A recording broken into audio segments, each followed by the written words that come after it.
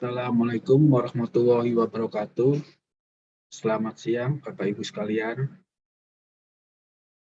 Kita akan mulai pembelajaran untuk mata kuliah Bahasa Inggris Maritim atau Maritime English. Berikut akan saya share PowerPoint materinya.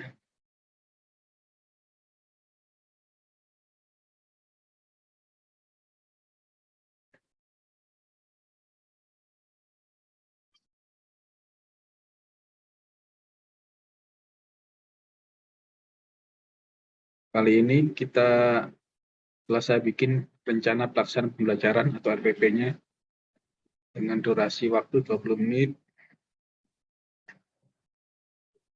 yang dimulai dengan pendahuluan, dilanjutkan dengan penyajian isi materi, dan terakhir penutup. Sebelumnya akan saya sampaikan mengenai latar belakang dari IMO SMCP atau Standard Marine Communication Process. As navigational and safety communication from ship to shore and vice versa, ship to ship and onboard ship must be precise, simple, and unambiguous. So as to avoid confusion and error, there is a need to standardize the language used. This is of particular importance in the light of the increasing number of international trading vessels with crew speaking many different languages, since problem communication may cause misunderstanding, leading to dangers to the vessel, the people on board, and the environment. In 1973, the IMO Maritime Safety Committee agreed at its 27th session that where language difficulties arise, a common language should be used for navigational purpose, and that language should be English. In consequence, the standard marine navigational vocabulary was developed, adopted in 1977 and amended in 1985. In 1992, the IMO Maritime Safety Committee at its 60th session instructed the IMO Subcommittee on Safety of Navigation to develop a more comprehensive standardized safety language than the SMNV 1985. Taking into account the changing condition in modern shipping and covering all major safety-related verbal communication. Its 68th session in 1997, the IMO Maritime Safety Committee adopted the draft Standard Marine Communication Process atau SMCP developed by the IMO Subcommittee on Safety of Navigation under the International Convention on Standard of Training, Certification, and Housekeeping for Seafarers 1978 as revised 1995. The ability to understand and use the SMCP is required for the certification of officer in charge of navigational watch on ship of 500 gross tonnage or more. Di sini akan saya artikan dari kalimat bahasa Inggris itu. Dikarenakan komunikasi navigasi dan keselamatan dari kapal ke pantai dan sebaliknya, kapal ke kapal dan di atas kapal harus tepat, sederhana, dan tidak ambigu. Sehingga untuk menghindari kebingungan dan kesalahan perlu adanya standarisasi bahasa yang digunakan. Jadi hal ini sangat penting mengingat meningkatnya jumlah kapal yang berlayar di rute internasional dengan awak yang berbicara dengan berbagai bahasa dan berbagai kebangsaan. Jadi masalah komunikasi dapat menyebabkan kesalahpahaman yang mengarah pada bahaya kapal tersebut. Pada tahun 1973, Komite Keselamatan Maritime IMO menyetujui dalam sidangnya ke-27 bahwa di mana kesulitan bahasa muncul, bahasa umum harus digunakan dengan tujuan navigasi dan bahasa itu harus bahasa Inggris. Maka pertama kali sebelum adanya SMCP ini muncullah SMNV atau Standard Marine Navigation Vocabulary yang bahasa Indonesianya adalah kosakata navigasi kelautan standar sebelum dikembangkan adanya SMCP ini. SMGP baru diadopsi pada tahun 1997 oleh IMO Maritime Safety Committee. Lalu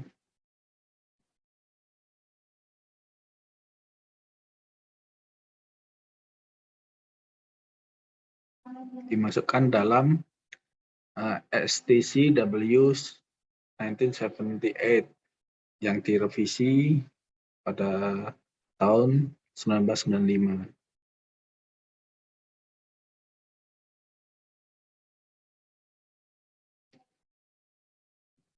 Jadi itu latar belakang dengan diterbitannya SMGP, karena mengingat banyaknya kru dari berbagai kebangsaan, sehingga jika tidak distandarisasi maka bisa akan membuat kebingungan atau ada kesalahan dari penggunaan bahasa yang tidak distandarisasi ini. Untuk selanjutnya, position of the SMGP in maritime practice. Ini adalah frasa komunikasi kelautan standar yang telah disusun untuk membantu keselamatan navigasi dan perilaku kapal.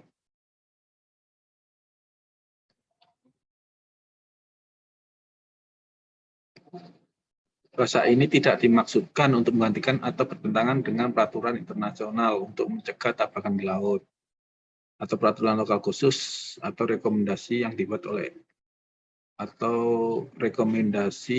oleh IMO mengenai rute kapal. Juga tidak maksudkan untuk mengganti International Code of Signal. Jadi aturan ini tidak ada untuk menggantikan aturan-aturan yang berlaku sebelumnya.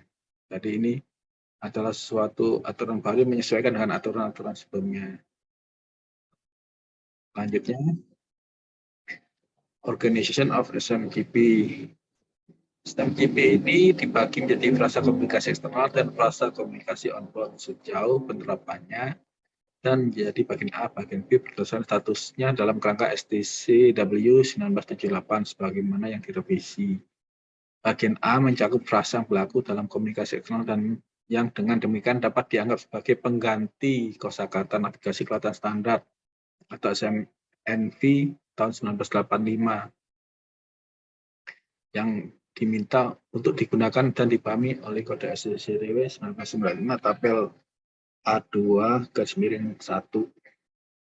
Bagian ini diperkaya dengan frasa penting mengenai penanganan kapal dan keselamatan navigasi untuk digunakan dalam komunikasi di atas kapal, khususnya ketika pilot berada di anjungan, seperti yang dipersyaratkan oleh Regulasi Nomor 14 Ayat 4 Bab 5 SOLAS 1974 sebagaimana direvisi. Bagian B meminta perhatian pada frasa standar keselamatan terkait lainnya yang sebagai tambahan untuk bagian A juga dapat dianggap berguna untuk pengajaran bahasa Inggris maritim. Selanjutnya, yaitu isi materi bagian 2. Saya akan mulai dengan speaking. Cara untuk mengucapkan kalimat pembuka. Dan saya akan berikan juga ada di sampingnya ini contohnya. Contoh-contohnya jadi seperti ini. Baik, lanjut.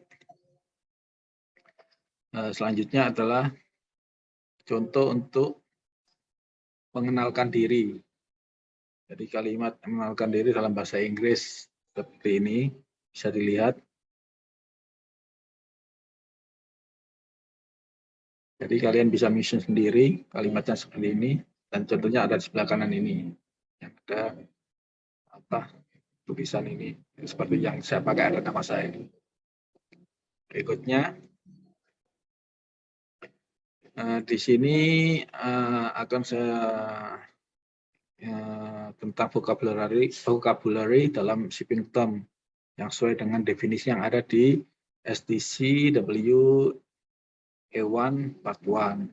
Sini ada mengenai master, officer, deck officer, chief mate, engine officer, chief engineer officer, second engineer officer, assistant engineer officer, radio operator, GM radio operator, rating, near coastal voyage, radio duties, oil tanker, chemical tanker, liquefied gas tanker, semua ada jelaskan mengenai pengertiannya ada di sini sesuai dengan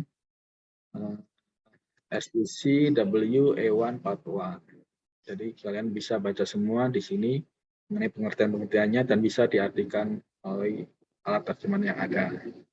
Baik, lanjut selanjutnya. Bagian B adalah definisi yang ada di STC WA1 Part 2. Di sini ada, saya ambil contoh mengenai STCW code, artinya function, artinya company, seagoing service, ISPS code, ship security officer, security duties, certificate of competency, certificate of proficiency, documentary evidence, electrotechnical officer, able seafarer deck, able seafarer engine, electrotechnical rating, standard of competence, management level, operational level, support level, evaluation criteria, independent evaluation. Di situ sudah dijelaskan meaning, pengertiannya, definisinya dari arti kata tersebut sesuai dengan STC WA1 Part 2. Jadi bisa kalian lihat di situ dan diterjemahkan pakai alat yang tersedia. Baik, saya lanjutkan lagi. Di bagian akhirnya ini akan saya jelaskan mengenai kesimpulan dari pelajaran kita hari ini. Jadi, communication is an essential part of human interaction. The benefits of effective communication are many and obvious as they enhance all aspects of our personal and professional life. Ineffective or misunderstood communication in our personal life may give rise to problem or embarrassment, but in our professional life, the result of misunderstanding may have much more serious result. In the world of international shipping, which suffer from many countries sailing on ship trading to all parts of the world, effective communication between those on board and between ship and shore is vitally important. Many accidents are found to be due mainly to the effectiveness of great resource management and particularly ineffective relationship between master, crew, and pilot are recurrent themes. Communication difficulties often occur in these areas due in part to cultural difference, but also due to language barrier. That's why we need common language to avoid misunderstanding and must use the IMO standard marine communication process in written and oral form for the communication on board ship. Jadi komunikasi ini merupakan bagian penting dari interaksi manusia. Manfaat komunikasi yang efektif sangat banyak dan jelas karena meningkatkan semua aspek kehidupan pribadi dan profesional kita. Komunikasi yang tidak efektif atau disalahpahami dalam kehidupan pribadi kita dapat menimbulkan masalah atau rasa malu. Tapi dalam kehidupan profesional kita, hasil kesalahpahaman mungkin memiliki hasil yang jauh lebih serius, yaitu membahayakan kapal dan bisa terjadi kecelakaan.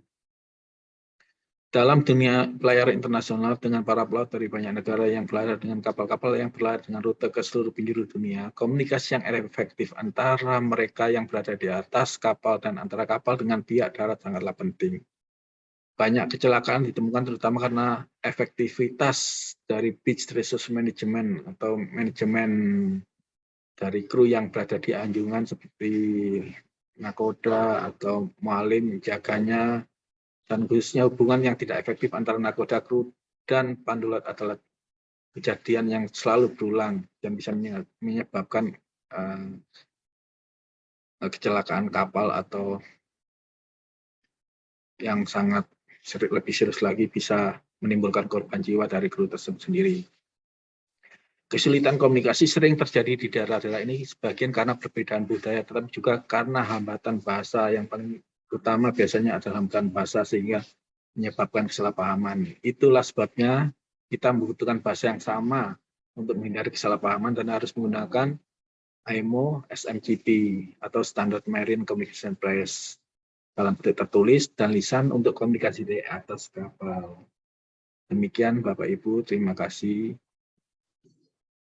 Ini adalah daftar pustaka yang saya susun berdasarkan materi yang saya sampaikan hari ini. Jika ada pertanyaan bisa disampaikan. Jika tidak ada, saya akhiri. Wassalamualaikum warahmatullahi wabarakatuh.